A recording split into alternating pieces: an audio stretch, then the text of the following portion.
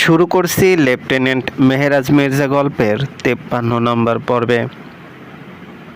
কলমে নৌশয় বারানুরি। মেহেরাজ ধীর পায়ে এগিয়ে আসে বিছানার কাছে। বিছানার কাছে এসে একটা দীর্ঘশ্বাস ছেড়ে একবার বিছানার দিকে তাকিয়ে চোখ ঘুরিয়ে শ্রেয়সীর আতঙ্কিত চোখ জোড়ার দিকে তাকায়। তারপর ফুলে সাজানো বিছানা শুয়ে দেয় শ্রেয়সীকে। শ্রেয়সী চোখ বুজে শুকনো ঢুক গেলে আবারও তাকায় মেহেরাজের দিকে। গলা শুকিয়ে আসছে। মেহেরাজ ঘরের এসির পাওয়ার বাড়িয়ে দিয়ে আবারও বিছানার কাছে ফিরে এলো। শ্রেয়সীর চোখ জোড়ায় নিজের চোখ নিবদ্ধ রেখে একটানে নিজের গায়ে থাকা টি শার্টটা খুলে ফেলল মেহেরাজ। দৃশ্যমান হলো উন্মুক্ত ফর্সা বক্ষদ্বয়।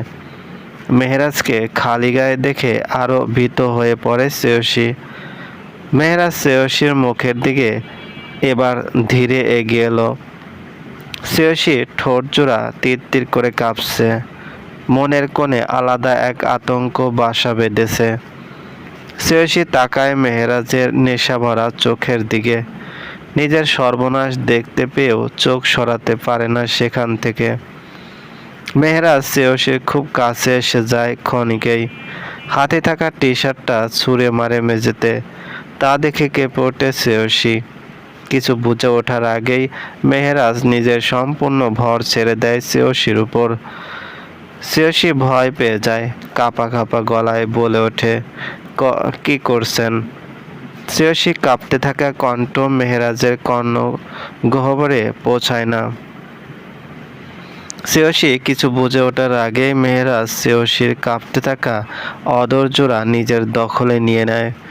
নিজের তৃষ্ণার্ত ঠোঁট জোড়া ডুবিয়ে দেয় শ্রেয়সী রক্ত জবার ন্যায় নরম তুলতুলে ঠোঁট জোড়ায়। ঘর জুড়ে এক অদ্ভুত থমথমে নীরবতা, যার উপর একমাত্র রাজত্ব চালাচ্ছে এসি থেকে বেরিয়ে আসা একঘেয়ে কনকনে শীতল হাওয়া। রজনীগন্ধার তীব্র ও মাতাল করা ঘ্রাণ ঘরের প্রতিটা কোণায় বিষের মতো চেপে বসেছে। শ্রেয়সীর হৃদস্পন্দনের গতি যেন প্রতি মুহূর্তে সমস্ত সীমা অতিক্রম করে দ্রুত থেকে দ্রুততর হচ্ছে। পাঁজরে হাড়গুলোর ভিতর সেই ধরপরানি হাতুড়ির মতো আঘাত হানছে অনবরত।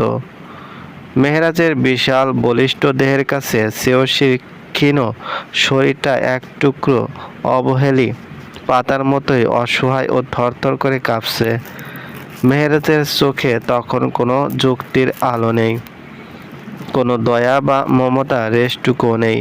সেখানে কেবল জ্বলছে বছরের পর বছর ধরে জমিয়ে রাখা এক দামাল, বেপরোয়া আর উগ্র ভালোবাসার অদম্য বাসনা। শ্রেয়সী নিজের সমস্ত শক্তি এক করে মেহেরাজের চওড়া আর শক্ত বুকে নিজের দুটো দুটো ছোট হাত চেপে ধরে ঠেলে সরিয়ে দিতে চায়, কিন্তু সেই চেষ্টা পাথরের দেওয়ালে আঘাত করার মতোই ব্যর্থ আর অর্থহীন মনে হয়। মেহেরাজ একটু নড়ল না, বরং শ্রেয়সীর সেই দুর্বল প্রতিহত করার চেষ্টা তার উন্মাদনাটাকে দ্বিগুণ বাড়িয়ে দিল। সে শ্রেয়সীর দুটো হাত এক ছাঁচে ধরে মাথার উপরে বিছানায় শক্ত করে চেপে ধরল। আঙ্গুলগুলোর শক্ত বাঁধনে শ্রেয়সী এক প্রকার অসাড়তা অনুভব করল। মেহেরাজের উত্তপ্ত ঘন ও দ্রুত শ্বাস নিঃসরিত হয়ে শ্রেয়সীর মুখের গাল আর গলা স্পর্শকাতর চামড়ায় যেন অগ্নিকণা ছড়িয়ে দিচ্ছে। শ্রেয়সীর বন্ধ চোখের কোণ বেয়ে অবাধ্য নোনা জল গড়িয়ে পড়ে কানের লতিতে মিশে যায়। নিঃশ্বাসের মারাত্মক টান উঠলে মেহেরাজ বাঁধন সামান্য আলগা করে শ্রেয়সীর ঠোঁট থেকে ঠোঁট আলাদা করল। শ্রেয়সী অমনি বুক ভরে হা করে নিঃশ্বাস নেওয়ার আপ্রাণ চেষ্টা করতেই ফুসফুসে এক তীব্র ব্যথার অনুভূতি জন্ম নিল। ঘরের ঝাপসা আলোয় শ্রেয়সী দেখতে পায় মেহেরাজের মুখমণ্ডল জুড়ে ছড়িয়ে থাকা সেই আদিম আর হিংস্র নেশা। রক্তের ভেতরে চলা অদ্ভুত দোলাচলে মেহেরাজ কোনো কথা বলার সুযোগ দিল না শ্রেয়সীকে। মেহরাজ শ্রেয়সীর কাঁধে ঠোঁট ছোঁয়াতে লাগলো, অসংখ্য ছোট ছোট চুম্বনে ভরিয়ে দিতে থাকলো নিজের প্রেয়সীকে। প্রতিটা চুম্বনে অজানা শিহরণে কেঁপে উঠল শ্রেয়সী। মেহরাজ শ্রেয়সীর কাঁধ থেকে শাড়িটা সরাতেই অজানা ভয়ে কেঁদে ফেলল শ্রেয়সী। তবে শ্রেয়সী কান্না এবার আর মেহরাজের কর্ণগহ্বরে পৌঁছালো না। সে এখন শ্রেয়সীকে নিজের করে পাওয়ার নেশায় মগ্ন। শাড়ির পাড় আর আঁচলের বাঁধন যখন একে একে শরীর থেকে আলাদা হয়ে ছড়িয়ে পড়তে লাগলো বিছানার ওপর, তখন শ্রেয়সী শেষবারের মতো মিনতি করে উঠল, মেহরাজ, দয়া করে, আমার কষ্ট হচ্ছে। কিন্তু শ্রেয়সীর সেই ব্যথিত আর্তনাদময় ব্যাকুল চিৎকার ঘরের চার দেওয়ালেই প্রতিধ্বনিত হয়ে মিলিয়ে গেল। মেহরাজের শ্রবণেন্দ্রিয় তখন বন্ধ, তার মস্তিষ্ক কেবল এক তীব্র পাওয়ার বাসনায় চালিত হচ্ছে। মেহরাজ বিচরণ করতে শুরু করলো শ্রেয়সীর সমস্ত শরীরে, চুম্বনে ভরিয়ে দেয় প্রতিটা অঙ্গ। মেহরাজের প্রতিটা চুম্বনে কম্পিত হয় শ্রেয়সীর নারী সত্তা। রাত বাড়ার সাথে সাথে মেহরাজ আরও উন্মাদ হয়ে ওঠে, ঝাঁপিয়ে পড়ে নিজের রাজত্ব স্থাপনে নিজের ব্যক্তিগত হৃদয় হরণের উপর। প্রতিটি মুহূর্তে রাজত্ব কায়েমের এই তীব্র লড়াইয়ে শ্রেয়সী যেন এক পরাজিত সৈনিক। নিজের আত্মসম্মান, শারীরিক সহনশীলতা আর আবেগের সমস্ত বাঁধ ভেঙে চুরমার হয়ে যেতে লাগলো। মেহরাজের বলিষ্ঠ স্পর্শ, হিংস্র চুম্বন আর উন্মাদ আলিঙ্গনে শ্রেয়সীর মনে হলো চারপাশের পৃথিবীটা বুঝি এক ভয়ঙ্কর ঘূর্ণিঝড়ে ঘুরপাক খাচ্ছে। কষ্টের তীব্রতায় বিছানার চাদরটা দুহাতে খামচে ধরল সে। নখগুলো চাদরের সুতো ছিঁড়ে ফেলার উপক্রম হলো। শ্রেয়সীর চোখ বেয়ে পড়তে থাকা উত্তপ্ত নোনা জল, সাথে বুক চিরে বেরিয়ে আসছে ব্যথাতুর আর্তনাদ। এই কষ্টের কোনো নাম নেই, অজানা শূন্য এক অনুভূতি। ঘড়ি কাঁটার সাথে তাল মিলিয়ে ধীরে ধীরে আরও উন্মাদ হয়ে ওঠে মেহরাজ। নিজের সম্পূর্ণ ভালোবাসা উজাড় করে দেয় নিজের প্রেয়সীকে। শ্রেয়সী এক সময় মেহরাজের দেওয়া ভালোবাসা নামক যন্ত্রণা সহ্য করতে না পেরে নিজের চেতনা হারায়। সময়ের কোনো হিসাব রইল না সেই রাতে। ঘড়ির কাঁটা তার নিজস্ব গতিতে ঘুরে যেতে থাকলো, কিন্তু সে আবদ্ধ ঘরে যেন কালবৈশাখী ঝড় থামার কোনো নাম গন্ধ ছিল না। অবশেষে ভোরের আলো ফোটার ঠিক কিছুটা আগে সেই কালবৈশাখী থমকে দাঁড়ালো। ছেড়ে গেল তার রেখে যাওয়া এক লণ্ডভণ্ড রাজত্ব। ফজরে আজান ভেসে আছে ভোরের নরম শীতল বাতাসের সাথে। ভোর রাতে বৃষ্টি হয়েছিল, যার দরুন বেশ ঠান্ডা পরিবেশ চারিপাশে। ঘরের শীতল পরিবেশ আর শরীরের তিক্ত ব্যথায় ঘুম ছুটে যায় শ্রেয়সীর। পিটপিট করে চোখ মেলে তাকাতেই দেখতে পায় মেহরাজের মাথা ঘন কালো কেশগুলো। শ্রেয়সী চোখ ডলে ভালোভাবে তাকায় মেহরাজের দিকে। তার বুকে মাথা দিয়ে ঠোঁট উল্টে বাচ্চাদের মতো পরম নিশ্চিন্তে ঘুমিয়ে আছে সে। শ্রেয়সী বেশ অস্বস্তি হচ্ছে মেহরাজকে নিজের বুকের ওপর রেখে। তার থেকে বেশি অবাক হয়েছে তাদের কাপড় চোপড়গুলো সব মেঝেতে পড়ে আছে। শ্রেয়সীর পরনে মেহরাজের একটা ব্ল্যাক টি শার্ট আর প্লাজো, আর মেহরাজের পরনে শুধুমাত্র একটা ট্রাউজার। উন্মুক্ত খোলা বুক তার উদরের সাথে লেপ্টে আছে। মেহরাজের গরম নিঃশ্বাস আছড়ে পড়ছে শ্রেয়সীর বুকে। একই কম্বলে আবদ্ধ দুজনে। ছোট ছোট করে কাটা খোঁচা খোঁচা চাপদাড়ি ফুটে যাচ্ছে টি শার্ট ভেদ করে শ্রেয়সীর বুকে। প্রতিবারই কেঁপে উঠছে শ্রেয়সী। শ্রেয়সী হাত বাড়িয়ে মেহরাজের ঘন কালো চুলের মাঝে হাত গলিয়ে দেয়। মনে পড়ে যায় কাল রাতের ঘটনাগুলো। মুহূর্তে গলা শুকিয়ে আসে শ্রেয়সীর। এখন যতটা নিষ্পাপ, শান্ত, মায়াবী চেহারার মেহরাজকে সে দেখতে পাচ্ছে, কাল রাতে ঠিক তার দ্বিগুণ বেপরোয়া, উন্মাদ, নিশালো মেহরাজকে দেখেছিল সে। বস্ত্রহীন মেহরাজকে কল্পনা করতেই বুক কেঁপে ওঠে শ্রেয়সীর। গলা শুকিয়ে আসে। কাল রাতে হিংস্র পশুর মতো আচরণ করা পুরুষটা আর এই কোলে মাথা রেখে নিষ্পাপ শিশুর মতো ঘুমানো মানুষটা যে একই ব্যক্তি তা যেন কোনোভাবেই মেলাতে পারছে না সে। নিজের পরনের মেহেরাজের সে বিশাল ধোলা টি শার্টটার দিকে তাকাতেই তার খেয়াল হলো ভোর রাতের কোনো এক সময়ে মেহেরাজ নিজেই হয়তো পরম যত্নে তাকে এই কাপড়গুলো পরিয়ে দিয়েছে, চাদর টেনে ঢেকে দিয়েছে সযত্নে। কিন্তু সেই যত্নের ছোঁয়া কাল রাতের সেই তীব্র যন্ত্রণাকে মুছে দিতে পারছে না কোনোভাবেই। মেহেরাজের সে আকুলতা ভরা কণ্ঠে আর ঘন ঘন নিঃশ্বাসের শব্দে এখনো বেজে চলেছে তার কানের ভিতরে। কাল রাতে এক পাগল মেহেরাজকে আবিষ্কার করেছিল সে, যার ভিতরে কোনো মায়া দরদ ছিল না, শুধু ছিল তাকে সম্পূর্ণ নিজের করে পাওয়ার আকাঙ্ক্ষা।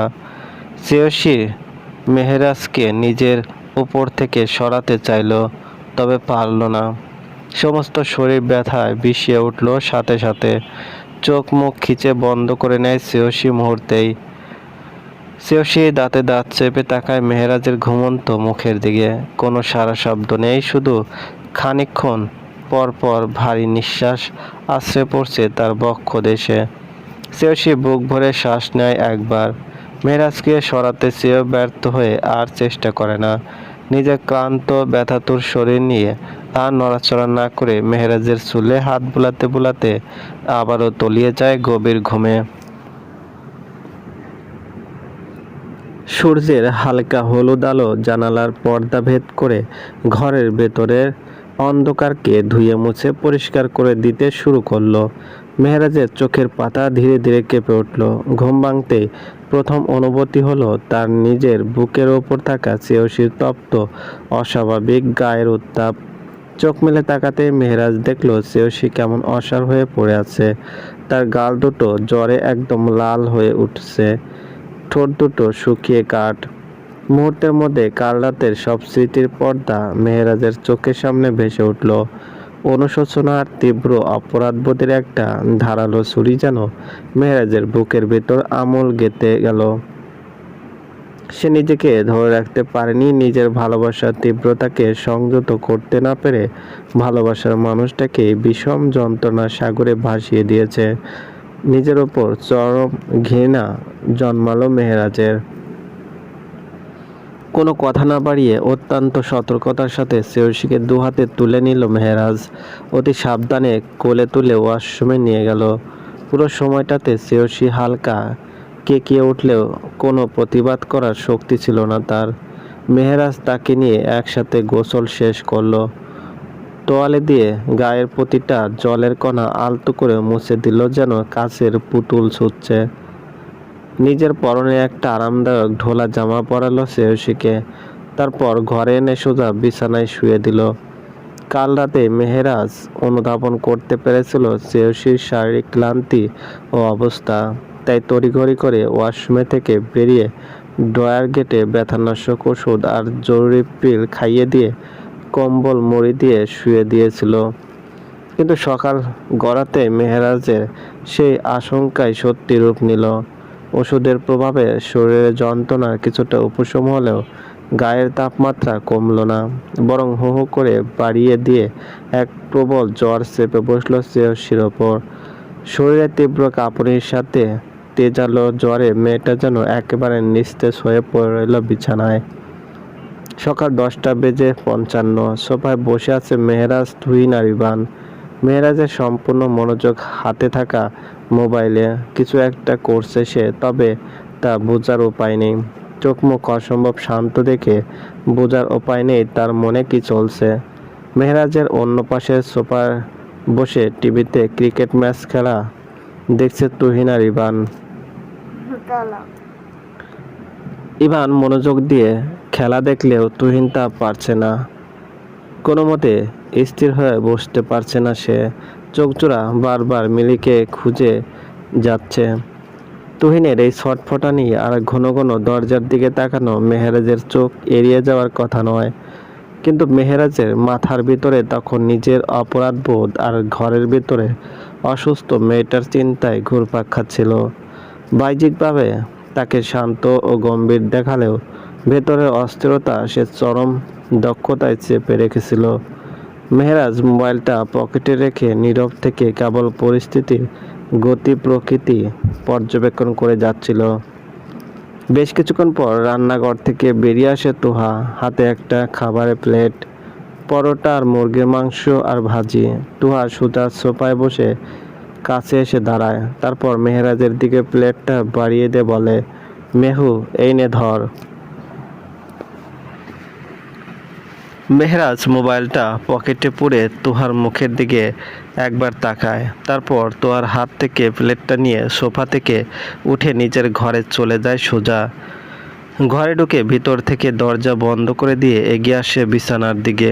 মেহরাজের চোখ নিবদ্ধ বিছানায় কম্বল জড়িয়ে শুয়ে থাকা শ্রেয়সীর দিকে। মেহরাজ ধীর পায়ে বিছানার দিকে এগিয়ে গিয়ে খাবারের প্লেটটা বেডসাইড টেবিলের উপরে রাখে। তারপর বিছানায় শ্রেয়সী মাথার কাছে এক পা তুলে বসে পড়ে। বেশ কিছুক্ষণ শ্রেয়সীর মুখের দিকে এক দৃষ্টিতে তাকিয়ে থাকার পর শ্রেয়সীকে টেনে উঠায় বসায়, তারপর নিজের কোলের মাঝে নিয়ে ভালো কম্বল জড়িয়ে বসায়। শ্রেয়সীর মাথা মেহরাজের বুকের সাথে লেগে আছে। মেহরাজের হৃদস্পন্দনের গতি বেড়ে যায়, বুকের ভিতর কেঁপে ওঠে তার অপরাধ বোধে। সকালে ঘুম থেকে ওঠার পর শ্রেয়সীকে কোলে তুলে নিয়ে ওয়াশরুমে গিয়েছিল দুজন। তারপর একসাথে গোসল করে তাই জামা কাপড় চেঞ্জ করে তাই ঘরে এসেছিল মেহরাজ। কাল রাতে মেহরাজ বুঝতে পেরেছিল শ্রেয়সীর অবস্থা, তাই গোসল করিয়ে আনার পর দেরি না করে তখনই ব্যথার ওষুধ আর পিল খাইয়ে দিয়ে শুয়ে দিয়েছিল শ্রেয়সীকে। তবে মেহরাজ যে ভয়টা পেয়েছিল সেটাই হলো গোসল করে আসার পরে হাড় কাঁপিয়ে জ্বর চলে আসে শ্রেয়সীর। মেহরাজ বুঝতে অসুবিধা হয় না এই জ্বরের কারণ কি। নিজের উপরে নিজেরই রাগ হয় মেহরাজের। তার অবাধ্যতার জন্য আজ সুস্থ মেয়েটা জ্বরে নেতিয়ে পড়েছে। মেহরাজ একটা দীর্ঘশ্বাস ছাড়ে, তারপর শ্রেয়সী মুখে হাত দিয়ে আলতো করে চাপড় মেরে ডাকে, বউ, এই লিটল বার্ড, শুনতে পাচ্ছ? এই। মেহরাজ ডাকতে থাকে শ্রেয়সীকে। কিছুক্ষণ ডাকার পর শ্রেয়সী শান্ত গলায় উত্তর নেয়, হুম। উঠে তাকাও, আমার দিকে যান, খেয়ে নাও, ওষুধ খেতে হবে। হুম। মেহরাজ বুঝতে পারে জ্বরের ঘোরে আছে শ্রেয়সী, তবে ওষুধ না খাওয়ালে তো জ্বর কমবে না। যেভাবে হোক অল্প একটু খাইয়ে ওষুধ খাওয়াতে হবে। শ্রেয়সীর জন্যই তো মেহরাজ পরোটা বানাতে বললাম, জ্বরের ঘোরে ভাত খেতে পারবে না বলে। মেহরাজ শ্রেয়সীকে আবার ডাকে। পিটপিট করে চোখ খুলে তাকায় শ্রেয়সী, দৃষ্টি ঘোলা। মেহরাজ আবার ডাক দেয়, বউ, হুম। মেহরাজ বেডসাইড টেবিল থেকে হাত বাড়িয়ে প্লেটটা নিয়ে বিছানায় রাখে, তারপর পরোটা ছিঁড়ে ভাজি মিশিয়ে শ্রেয়সী হা করতে বলে। শ্রেয়সী আলতো করে হা করার পর মেহরাজ শ্রেয়সী গালে পুরে দেয় খাবার। শ্রেয়সী চোখ মুখ কুঁচকে চিবাতে থাকে। মুখ দেখে মনে হচ্ছে বিষাদ ভরা কোনো খাবার গিলছে সে। চলবে। গল্পটি ভালো লাগলে অবশ্যই লাইক করবেন, কমেন্ট করে জানিয়ে দেবেন। চ্যানেলে যদি নতুন হয়ে থাকেন অবশ্যই সাবস্ক্রাইব করে পাশে থাকা বেল আইকনটি প্রেস করে রাখুন, যাতে নতুন নতুন ভিডিও আপলোড করার সাথে সাথে আপনার নোটিফিকেশনে চলে যায়। ধন্যবাদ।